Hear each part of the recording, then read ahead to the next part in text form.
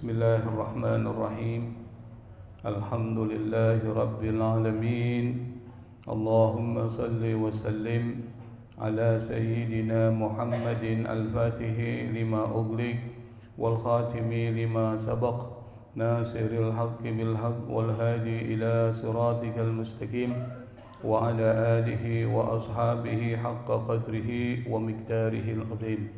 Subhanaka la ilma lana إلا ما علمتنا إنك أنت العليم الحكيم ولا حول ولا قوة إلا بالله العلي العظيم رب اشرح لي صدري ويسر لي أمري واحلل عقدة من لساني يفقهوا قولي أما بعد. Ma'asyiral hadirin jamaah yang dimuliakan oleh Allah Subhanahu wa taala. Pada pertemuan sebelumnya kita sudah membahas tentang beberapa hal yang termasuk kategori dosa-dosa besar yang dikemukakan oleh Imam Az-Zahabi dalam kitabnya Al-Kabair. Pada kesempatan pertemuan hari ini kita akan lanjutkan bahasan kita pada dosa besar yang ke-8, yaitu uququl walidain. Uquq itu artinya durhaka, al-walidain artinya orang tua. Jadi kalau digabungkan uququl walidaini itu artinya durhaka kepada orang tua. Apa dasarnya bahwa uququl walidain ini termasuk dosa besar? Tentu ada informasi langsung dari Rasulullah sallallahu alaihi wasallam. Apa informasi tersebut? Nabi mengatakan, "Ala unabbiukum bi akbaril kabair." Bukan cuma kabair tapi akbar. Maukah kalian? Ala unabbiukum, aku berikan informasi kepada kalian. Tentang apa? Bi akbar, yang terbesar. Al-kabair, dosa-dosa besar. Jadi kalau kita artikan dalam bahasa Indonesia, dosa besar yang paling besar. Apa yang pertama? Kata Nabi, al-isyraku billah. Anda menyekutukan Allah. Kita sudah bahas dosa pertama. Dosa pertama yang paling berat itu adalah Anda menyekutukan Allah. Karena itu kita harus tahu amalan-amalan apa yang bisa membuat kita menyekutukan Allah. Kadang-kala kita melakukan perbuatan itu padahal di dalamnya ada menyekutukan Allah Subhanahu wa taala. Yang kedua, wa uququl walidain. Durhaka kepada orang tua. Pertanyaan yang kedua, kenapa termasuk dosa besar? Sebelum kita masuk, kita definisikan dulu. Tapi definisi ini saya ambil dari kitab Al-Kabair, yaitu tentang seorang ulama yang dulunya dia adalah seorang pendeta Yahudi, namanya Ka'ab bin Ahbar. Maka cerita-cerita Israiliyat yang masuk ke dalam tradisi tafsir itu pada dasarnya berasal dari Ka'ab bin Ahbar atau Ka'bul Ahbar. Ka'bul Ahbar ini atau Ka'ab bin Ahbar ini su'ila ditanya. Sa'ala bertanya, kalau ditanya su'ila. Itu bahasa Arab. Menulis kataba, ditulis kutiba. Memukul doroba, dipukul gimana? Duriba. Itu bahasa Arab. Wasu'ila ditanya, siapa? Ka'ab al-Ahbar. Tentang apaan? Tentang uquqil walidain, tentang durhaka kepada orang tua. Ma huwa, apa itu? Qala, dia berkata, huwa, yang dimaksud dengan uququl walidain itu adalah idza aqsama alaihi abuhu au ummuhu lam yabirra qasmahuma. Kalau kedua orang tuanya, baik bapak dan ibunya itu bersumpah kepada dia untuk melakukan sesuatu. Dia bilang sama anaknya, nah Anda berjanji ya, jangan melakukan ini itu, dan harus meninggalkan ini dan itu.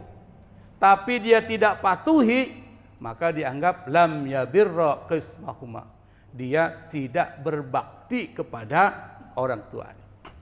Termasuk misalnya orang tua mau meninggal, dia pesan, nanti kalau aku meninggal nih, tolong jangan kau ribut nih soal pembagian harta warisan. Pas dia meninggal ribut, Pak. Kategori apa tuh? Uququl walidain. Kenapa? Karena tidak menepati janjinya pada saat ketika dia meninggal supaya anak-anaknya jangan ribut. Atau dia wasiat sama anaknya, nanti kalau saya meninggal, harta kontrakan ini jangan diutak-atik nih. Satu nih, buat apa? Buat wakaf saya. Kalau seandainya saya meninggal, hasil dari kontrakan ini tolong buat operasional masjid yang diambil. Jadi dia niatin tuh. Kenapa? Karena orang yang pintar itu adalah orang ketika meninggal, dia punya harta yang bisa terus-menerus bantu dia. Di alam barzah dia terus menerima nikmat kubur karena sedekahnya itu. Anaknya dia jual, Pak. Habis meninggal, dia nggak patuhi, dia jual tuh. Atau dia bagi-bagi sama yang lainnya. Kategori durhaka nggak tuh, Pak? Durhaka. Yang kedua disebutkan wa idza amarahu bi amrim lam yu'ta atau lam yuti amrahuma. Kalau salah seorang dari orang tua itu memerintahkan dia dengan satu persoalan atau urusan, tapi dia nggak patuh sama orang tuanya. Misalnya anaknya disuruh pulang lalu, ngapain lu di sana terus? Apa alasannya? Masih banyak kerjaan, Pak. Padahal orang tuanya sudah suruh pulang, dia nggak balik tuh. Kira-kira durhaka gitu. Atau dia suruh ambil minum, nah ambilin dulu minum tuh di belakang. Dia tidak bersegera mengambilkan minum, bahkan dia tidak mau ngambilin minum tuh. Kira-kira kategori uququl walidain enggak tuh? Uququl walidain. Kenapa? Menyakiti hati dia. Segala sesuatu yang menyakitkan hati orang tua itu bisa masuk kategori uququl walidain. Wa idza sa'alahu syai'an lam yu'tihuma. Kalau dia minta kepada anaknya sesuatu yang dia mampu untuk berikan, tapi dia tidak berikan, maka dia dianggap tidak bakti sama orang tuanya. Wa idza atamanahu khanahuma. Kalau dia diberikan amanah sama orang tuanya, lalu dia khianat, tidak menepati, tidak bertanggung jawab terhadap apa yang diamanahkan oleh orang tuanya, maka dianggap tidak berbakti. Ini definisi dari Ka'ab bin Ahbar. Kalau kita ambil definisi ini, pengertian ini sama dengan apa yang dikatakan Quran. Kalau sama orang tua ngomongnya jangan lebih tinggi, jangan membentak, lebih tinggi saja nggak boleh, apalagi wala tanhar huma, jangan membentak. Kenapa? Bukan soal suara, Pak, tapi soal sakit hati. Kita saja kalau ada orang ngomong dengan ucapan kasar, kita sakit hati nggak, Pak? Apalagi orang tua yang melahirkan anaknya, anaknya modelnya begitu. Bagaimana nggak sakit hatinya itu? Yang kedua, waqfid lahuma janahadzulli minar rahmah. Kalau sama orang tua, waqfid lahuma janahadzul, Anda harus berdiri, berada dalam posisi lebih rendah. Kenapa? Kasih sayang kepada orang tua. Ngomong saja yang wala taqul lahuma uff tuh, jangan mengatakan ah. Maksudnya apa? Anda kalau diperintahkan Nabi bilang, ada nggak begitu, Pak? Kita perintah, tolong lu ambilin kopi dulu. Tuh, ada nggak begitu? Itu udah dianggap apa itu? Durhaka, Pak. Hati-hati tuh. Nah, karena itu maka durhaka terhadap orang tua masuk dosa besar. Seperti dikatakan Nabi. Kenapa? Ini yang kita bahas. Mengapa durhaka kepada orang tua disebut akbarul kabair? Bukan cuma minal kabair, tapi akbarul kabair. Dosa besar yang terbesar. Yang pertama, perintah berbakti kepada orang tua itu berbarengan dengan perintah untuk menyembah Allah dan jangan menyekutukan Allah. Sementara menyembah Allah, tidak mempersekutukan Allah, itu adalah maksud dan tujuan penciptaan manusia. Bapak ini diciptakan oleh Allah, tujuannya apa? Liya'buduni, untuk menyembah Allah. Kalau menyembah Allah berarti jangan mempersekutukan Allah. Penting nggak menyembah Allah, Pak? Penting nggak? Penting. Ketika menyembah Allah itu penting, lalu disandingkan dengan perintah kedua penting nggak? Penting. Sama kita disuruh sholat. Aqimus sholat, tegakkan sholat. Lalu dibarengi dengan wa'atuz zakah. Sholat penting nggak? Sholat bukan penting lagi, sangat penting, fondasinya. Lalu dibarengi dengan wa'atuz zakah, maka zakat menjadi penting juga. Kenapa? Karena berbarengan dengan yang penting. Coba misalnya saya beri contoh biar gampang. Bapak berada di para tokoh nih Pak. Tokoh penting nasional ada duduk di situ. Bapak berada di sampingnya. Kira-kira Bapak penting nggak tuh? Penting nggak Pak? Yang duduk di samping presiden ini duduk samping presiden, itu orang biasa atau orang penting? Penting Pak. Ketika sesuatu disandingkan dengan yang penting, maka dia menjadi penting. Bisa dipahami nggak logikanya? Nah, ketika Allah Subhanahu wa taala memerintahkan wa'budullaha wa la tusyriku bihi syai'a, sembahlah Allah. Penting tuh. Karena tujuan penciptaan manusia adalah liya'buduni wa ma khalaqtul jinna wal insa illa liya'budun. Aku tidak ciptakan manusia dan jin. Di dalam bahasa Arab ini strukturnya struktur membatasi dan tidak menerima sesuatu yang lain masuk di situ. Ma illa wa ma khalaqatul jinna wal insa illa. Sama dengan innama, itu sama itu. Artinya ketika ada kalimat yang seperti ini, maksudnya adalah Anda diciptakan oleh Allah tidak lain dan tidak bukan supaya menyembah Allah. Bukan melakukan sesuatu yang membuat Allah sakit. Bukan menyekutukan Allah, itu maksudnya. Dan ini menjadi penting. Ketika perintah penting ini lalu disandingkan dengan perintah kedua, maka perintah kedua menjadi penting. Maka di dalam hadis disebutkan, ala unabbi'ukum bi akbaril kabair. Maukah kalian aku berikan informasi tentang dosa besar yang paling besar? Yang pertama al-isyrak billah, jangan menyekutukan Allah. Tuh, pas.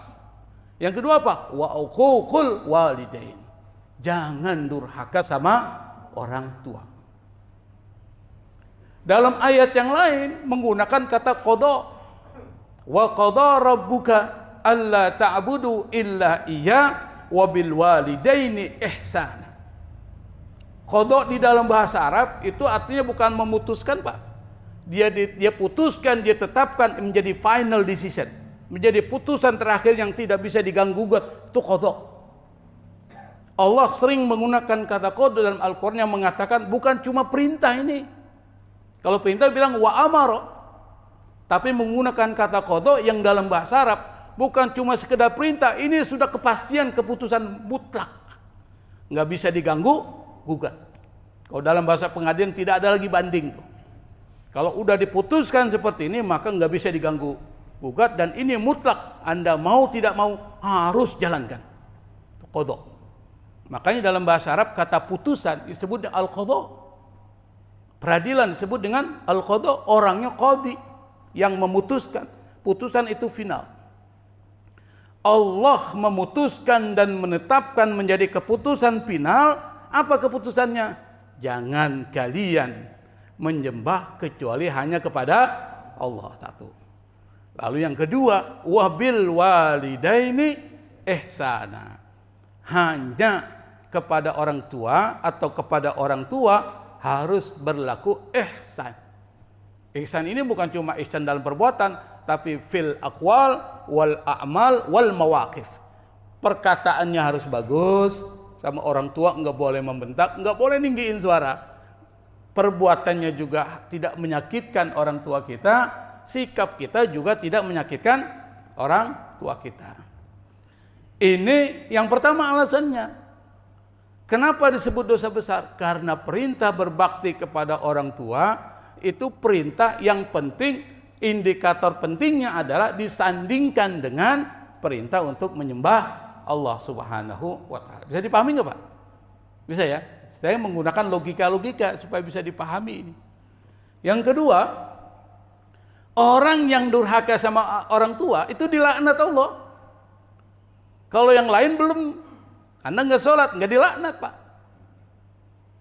Cuma dosa besar aja. Bukan min akbaril kabair, dosa besar aja. Anda harus minta ampun sama Allah. Dan mengqadha semua sholat-sholat yang ditinggal. Itu aja yang Allah minta. Tapi ketika bicara tentang durhaka sama orang tua, laknat langsung. Bukan cuma dilaknat, azabnya disegerakan di dunia. Anda nggak sholat nih, kira-kira diazab di dunia nggak, Pak? Nggak sholat benjol, ada nggak gitu? Nggak sholat zuhur benjol sini, nggak sholat asar benjol lagi sini, ada nggak langsung? Nggak ada. Anda nggak ngeluarin zakat, nggak langsung diazab oleh Allah di akhirat. Anda nggak melaksanakan puasa, nggak langsung diazab oleh Allah di dunia. Allah masih nunggu. Nunggu apa? Taubat. Karena Allah Ghafurur Rahim. Allah Maha Pengampun, lagi Maha Penyayang. Nggak seperti kita. Kalau kita diganggu orang, kita balas. Allah nggak langsung membalas. Tapi Allah beri kesempatan ente untuk taubat. Ternyata enggak dikasih kesempatan, enggak tobat, meninggal, itu urusan ente, kata Allah. Semua apa yang kita lakukan ada konsekuensinya. Dan Allah Maha Adil, Allah enggak akan menzalimi hamba-hambanya. Nah, ketika bicara tentang persoalan durhaka sama orang tua, dilaknat Allah, azabnya disegerakan. Mana dalilnya? La'anallahu, Allah laknat. Siapa? Man sabba abahu, orang yang sabba. Sabba itu menghina, menjelekkan, mengucapkan kata-kata menghinakan dan merendahkan orang tua. La'anallahu man sabba ummahu. Bukan cuma bapaknya, tapi juga Allah akan melaknat orang yang mengatakan sesuatu kepada ibunya dengan perkataan yang merendahkan ibunya. Dilaknat. Apa itu laknat? Laknat itu hidup ente nggak berkah di dunia. Bahagia nggak mungkin. Rizki Allah tahan. Itu laknat tuh, Pak. Bencana. Laknat itu bencana. Itu baru di dunia, apalagi di akhirat. Kata Nabi, kullu dzunubi yuakhirullahu minha ma syaa ila yaumil qiyamah. Semua dosa yuakhir, Allah tangguhkan, takhir. Akhara yuakhiru, takhir, Allah tangguhkan. Minha masya ila yaumil qiyamah, sesuai dengan yang Allah kehendaki. Allah menangguhkan azabnya sesuai dengan yang Allah kehendaki sampai apa? Ila yaumil qiyamah, sampai hari kiamat. Tadi yang saya katakan, kita nggak sholat nih, nggak langsung, nanti ditunda azabnya pada hari kiamat. Kita nggak puasa, kita nggak zakat, itu ditunda. Illa uququl walidain, kecuali Anda durhaka sama orang tua. Apa kata Nabi? Fa innahu yu'ajjilu, Allah akan menyegerakan li sahibihi, kepada orang yang durhaka sama orang tuanya, apa? Al-uqubata, azab fid dunya qabla yaumil qiyamah. Di dunia sudah diazab, apalagi di hari kiamat. Nanti kita bahas kenapa kok sampai seperti ini tegasnya Allah Subhanahu wa taala. Ini perkataan dari Ka'ab bin Ahbar untuk memperkuat pernyataan sebelumnya. Wa qala Ka'ab al-Ahbar rahimahullah.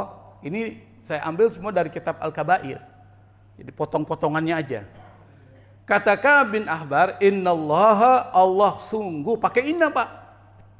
Dalam bahasa Arab itu kalau ada kata inna, maka ini enggak sembarangan. Innal insana lafi khusrin. Sungguh manusia benar-benar ada dalam kerugian. Kalau dalam ilmu nahwu ada dua huruf taukid itu, inna dan la. Innal insana la fi khusrin. Di sini cuma satu, inna. Sesungguhnya Allah, bukan cuma satu, pakai la nih. Innallaha la yu'ajjilu, dua. Sampai innal insana la fi khusrin. Di sini innallaha la yu'ajjilu. Allah Subhanahu wa taala sungguh benar-benar akan menyegerakan. Apa? Halakal abdi, kebinasaan seorang, idza kana apabila dia aqan durhaka liwalidayhi kepada kedua orang tuanya. Satu tuh kata Ibn Abbas. Liyu'ajjila lahul azab. Allah segerakan kepada dia apa? Azab. Makanya jangan main dengan orang tua, Pak. Hati-hati itu. Yang kedua, kebalikannya, wa annallaha la yazidu fi umril abdi wa anna, pakai anna tadi. Sama dengan inna. Sesungguhnya Allah la yazidu, di sini ada lam lagi, la yazidu, Allah akan tambah, yazid. Tambah apa? Fi umril abdi, umurnya seseorang. Jadi umurnya Allah tambah. Idza kana, apabila orang itu barran biwalidayhi, berbakti sama orang tuanya. Maksudnya apa? Liyazidahu barran wa khairan, hidupnya itu penuh dengan kebaikan. Hidupnya berkah. Makanya orang yang jaga orang tuanya, orang yang bantu orang tuanya, berbakti sama orang tuanya, hidupnya berkah. Rezekinya lancar. Allah mudahkan dari semua sisi. Kenapa? Yang dilihat orang tuanya. Karena ridho Allah tergantung ridho siapa? Orang tua, Pak. Murkanya Allah tergantung murka siapa? Orang tua. Nah, kita kasih cerita, Pak. Disegerakan langsung. Bapak kenal Alqamah? Gak kenal, gak pernah ketemu. Saya kasih tahu nih Alqamah siapa. Alqamah itu sahabat Nabi, Pak. Sholatnya hebat, puasanya luar biasa, sedekahnya katsirus sadaqah. Ini disebutkan dalam kitab Al-Kabair. Dia sholatnya luar biasa. Kalau kita dibandingkan dengan jauh, Pak. Kenapa jauh? Kita nggak ada apa-apanya dengan sahabat Nabi itu kalau ibadah. Kedua, puasanya jauh kita. Yang ketiga, sedekahnya luar biasa. Cuma satu, Pak. Apa? Dia itu kurang bakti sama orang tuanya. Pada saat ketika mau meninggal Alqamah ini, Alqamah mau meninggal. Apa yang terjadi? Susah ngucapin la ilaha illallah Muhammad Rasulullah. Talqin. Istrinya langsung datang kepada Rasul. Ya Rasul, suami saya susah diarahkan, ditalqin. Tuh ngucapin la ilaha illallah. Keluh lidahnya, mulutnya nggak bisa terbuka. Akhirnya Rasulullah utus 3 sahabat Nabi. Yang pertama Bilal, yang kedua Ammar bin Yasir, yang ketiga saya lupa tuh, ada 3 yang diutus. Coba kalian datang untuk mentalkin Alqamah itu. Datang 3 ini. Ketika datang, lihat mau talqin nggak bisa juga, Pak. Mulutnya keluh, nggak bisa ngomong, bilang la ilaha illallah susah. Karena orang yang man kana akhiru kalamihi la ilaha illallah dakhalal jannah. Kata Nabi, barang siapa yang di akhir ucapannya ketika mau meninggal di akhir, dia masuk surga. Maka kalau orang udah ditalqin, Pak, ditalqin, jangan diajak ngomong lagi.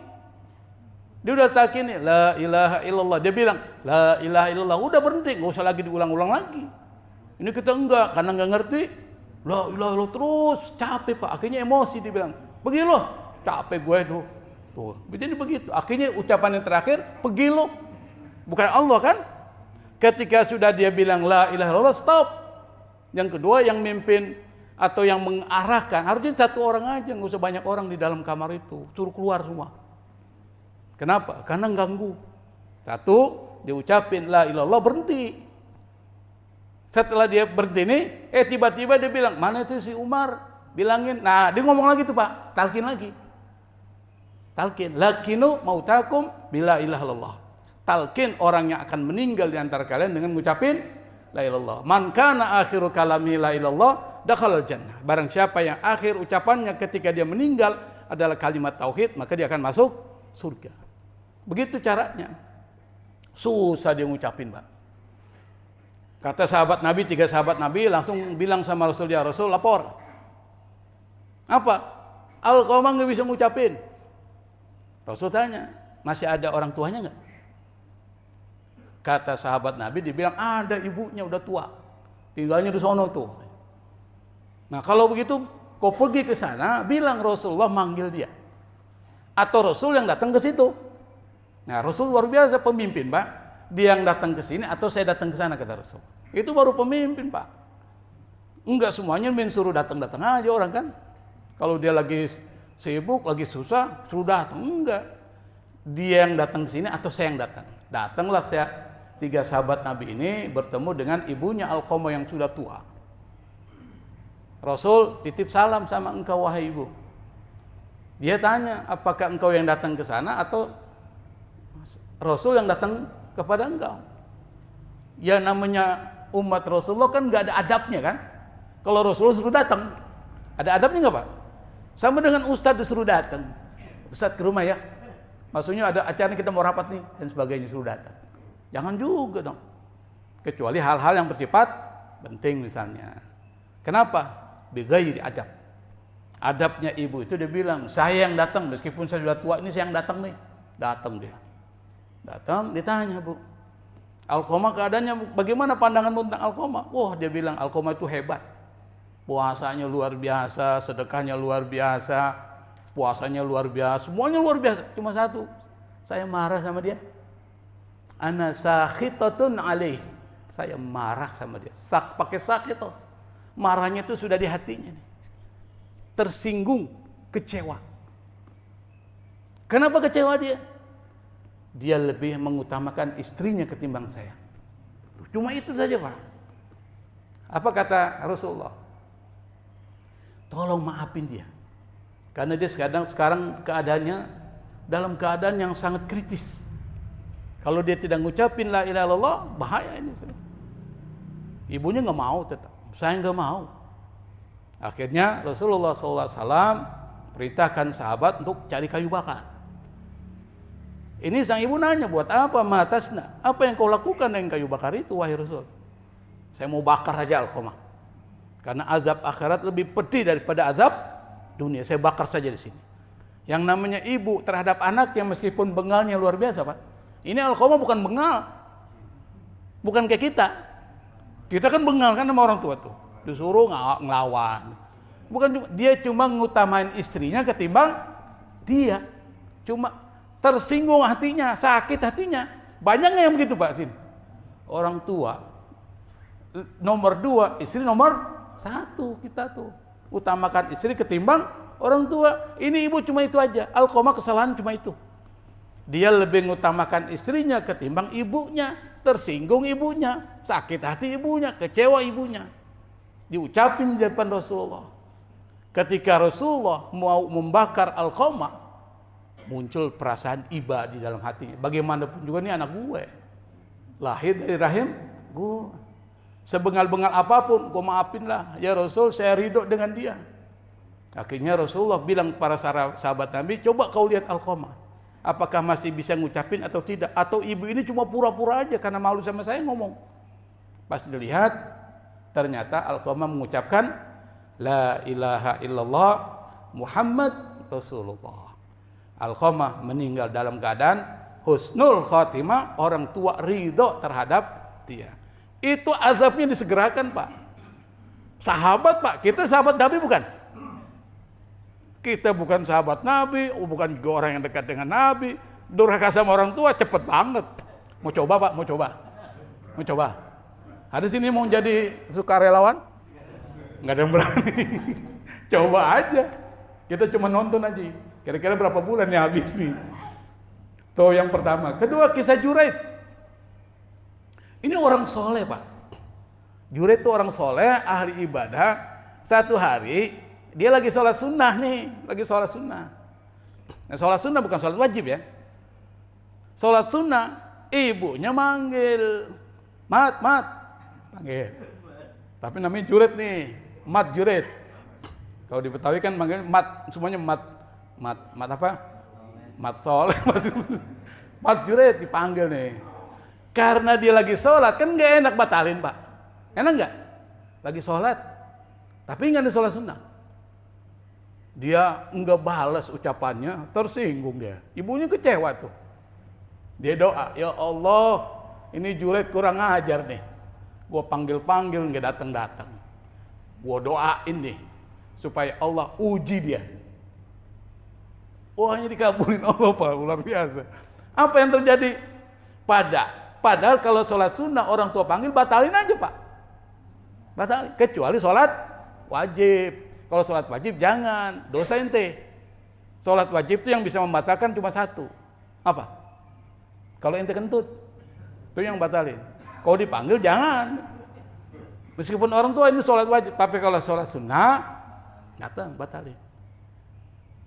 Akhirnya yang terjadi apa? Juret ahli ibadah difitnah, berzina dengan seorang perempuan. Bayangkan ahli ibadah, fitnahnya begini. Sampai dia mau dihukum, tapi kemudian Allah Subhanahu wa Ta'ala tolong Juret dengan menampakkan bahwa bayi yang dilahirkan perempuan itu bukan bayinya si Juret. Kenapa? Karena cuma persoalan dia tidak datang ketika dipanggil. Remeh nggak sih, Pak? Remeh, Pak. Tapi lah tuh, azabnya disegerakan oleh Allah Subhanahu wa Ta'ala. Yang ketiga, kenapa dianggap dosa besar? Nggak akan masuk surga. Meskipun ente sholatnya hebat, ente puasanya hebat, zakatnya luar biasa, sedekahnya luar biasa, nggak akan masuk surga, Pak. Kalau ini masih ada ini. Arba'atu nafarin, ada 4 kelompok kata Nabi. Hakun 'alallahi atau haqqo 'alallahi, Allah berhak ay alla yudkhilahumul jannata, Allah berhak tidak akan memasukkan mereka ke dalam surga, padahal mereka ini termasuk ahlul jannah. Apa? Wala yudhiqahum na'imaha, dan Allah tidak akan memberikan kepada dia nikmat surga. Siapa? Yang pertama, mudminu khamrin, orang yang minum khamar dia belum taubat. Yang kedua apa? Wa akilu riba, makan riba. Karena semua ini zalim.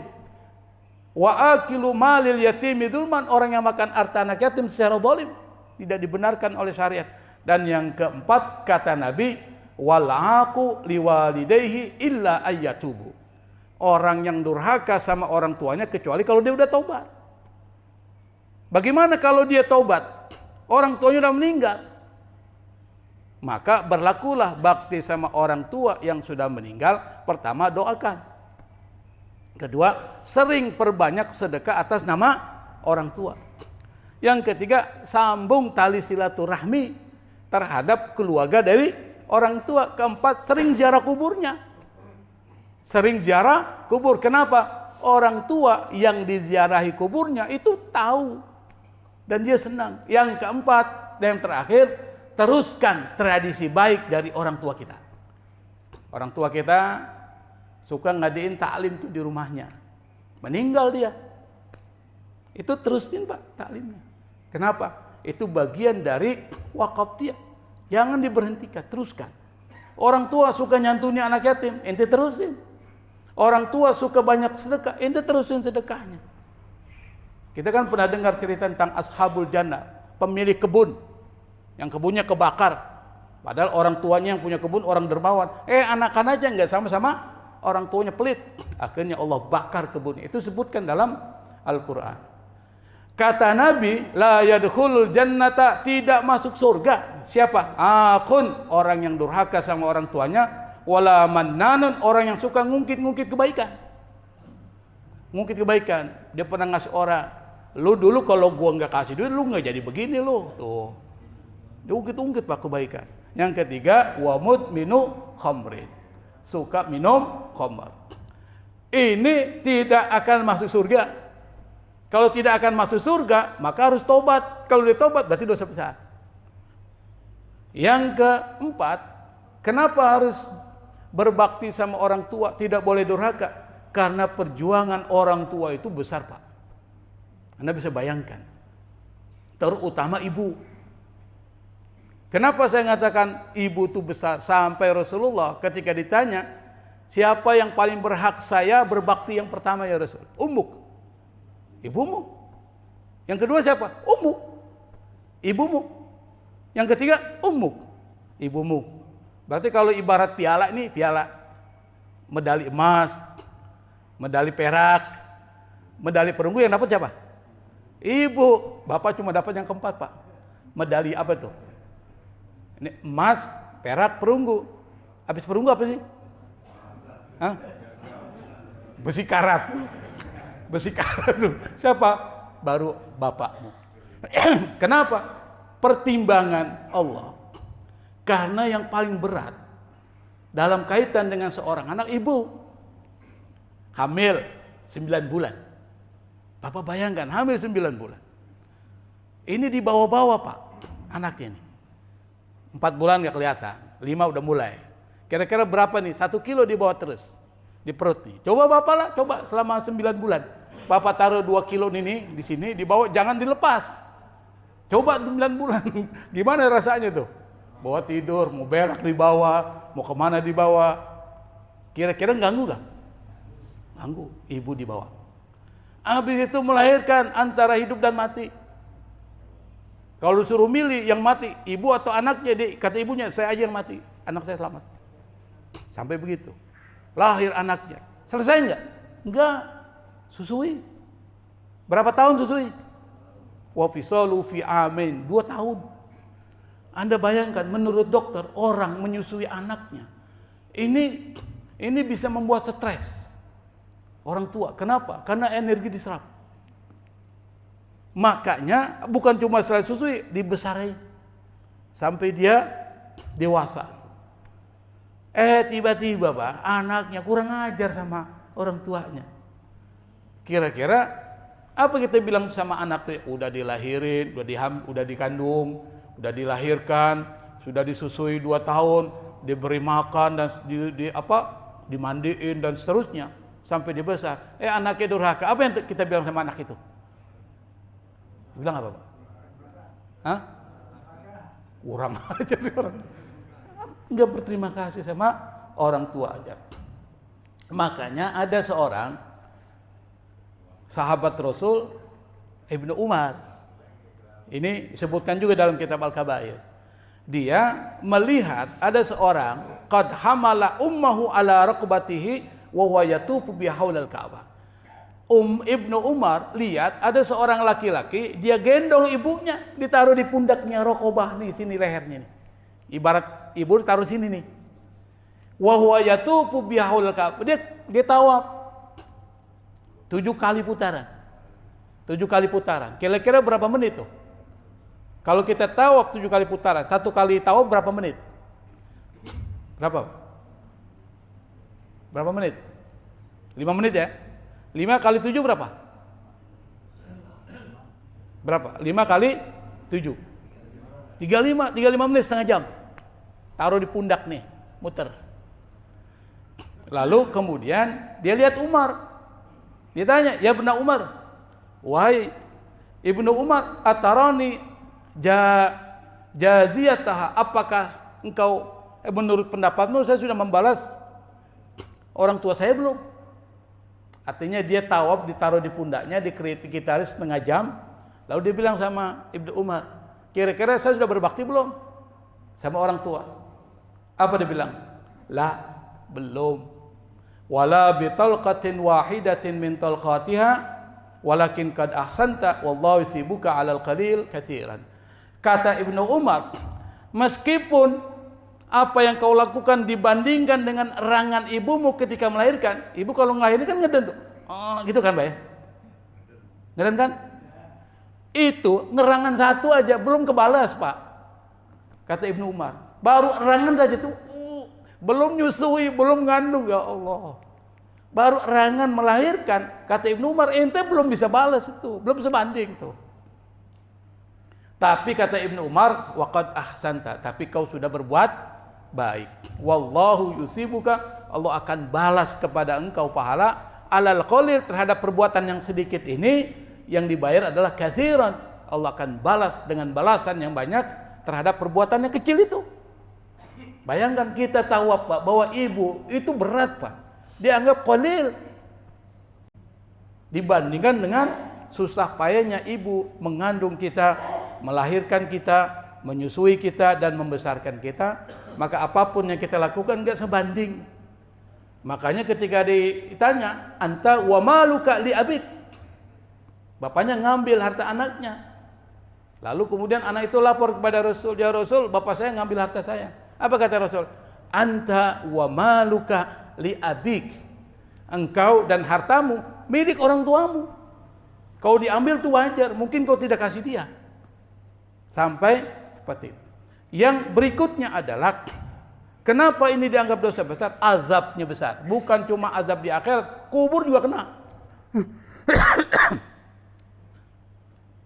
Di sini ada satu riwayat, waruya, diriwayatkan annahu, bahwa man syatama walidayhi, barang siapa yang mencaci maki kedua orang tuanya, yanzilu alaihi fi qabrihi, maka akan turun kepada dia di dalam kuburnya apa? Jamrun minnar, bara api, bi'adadi kulli qatrin yanzilu minas sama ilal ardi, yang bara api itu sebanyak jumlah setiap tetesan yang turun dari langit ke bumi. Itu di dalam kuburnya. Diriwayatkan juga, wa yurwa, diriwayatkan, idza dufina aqwalidayhi, apabila orang yang durhaka sama orang tuanya itu dikuburkan, as-sarahul qabru, maka kemudian kuburannya akan menghimpit dia, takhtalifu fihi adla'uhu, yang tulang-tulangnya itu saling bersisi. Begini. Dia begini ya. Ini tulang kan, kalau kita lihat tulang itu, ini nih tulang. Ketika dia dihimpit, dia akan begini. Namanya takhtalifu adla'uhu. Yang satu ke kanan, yang kanan ke kiri, yang kiri ke kanan, jadi begini nih. Itu namanya takhtalifu adla'uhu. Wa asyaddun nasi adaban yaumal qiyamati thalasa, kata Nabi, azab yang paling pedih nanti di hari kiamat cuma 3. Siapa? Al-musyrik, orang yang syirik, wazani, orang yang zina tapi enggak tobat, wal aqu liwalidayhi, orang yang durhaka sama orang tuanya tapi belum tobat. Itu yang paling berat. Kalau azab kuburnya seperti itu, maka dosa besar. Dan pada hari kiamat nanti disebutkan yang terakhir, wajaa an Rasulillah sallallahu alaihi wasallam, diriwayatkan dari Rasul, qala, Rasul berkata, ra'aitu lailatan usriya bi aqwaman fin nari mu'allaqina fi juzu'in min nar, faqultu ya Jibril man haula, qala alladzina yastumuna aba'ahum wa ummahatihim fid dunya. Kata Rasul, ketika dia Isra Mi'raj, dia diperlihatkan satu kelompok kaum, di salah satunya, hadisnya panjang. Dia perlihatkan satu kelompok kaum, yang kaum itu ada di neraka, lalu mereka digantung. Digantungnya di mana? Juzu'in minnar, di batang-batang dari api neraka itu. Lalu Rasul bertanya kepada Jibril, ya Jibril, man haula, siapa mereka itu? Jibril kemudian berkata, mereka adalah orang yang mencaci ayah dan ibunya ketika hidup di dunia. Kalau kita lihat dari keseluruhan ayat, hadis tentang bagaimana dahsyatnya orang yang durhaka sama orang tua, sanksinya dari laknat di dunia, disegerakan azabnya, di kuburnya disiksa dengan siksaan seperti itu, di akhirat disiksa. Kira-kira dosa besar nggak itu, Pak? Dosa besar. Karena penjelasannya rinci dan jelas. Sampai Allah mengatakan, wa qadha rabbuka alla ta'budu illa iya wa bil walidaini ihsana. Allah sudah tetapkan, perintahkan mutlak dengan keputusan terakhir, enggak diganggu-gugat, mengatakan jangan menyembah kecuali Allah dan sama orang tua harus berbakti. Saya pikir ini yang bisa saya sampaikan. Mudah-mudahan setelah pengajian ini sikap kita, perilaku kita terhadap orang tua kita semakin baik, baik ucapan kita maupun perbuatan kita dan sikap kita. Apapun yang orang tua perintahkan, jalankan semampu kita. Wallahul musta'an. Wassalamualaikum warahmatullahi wabarakatuh.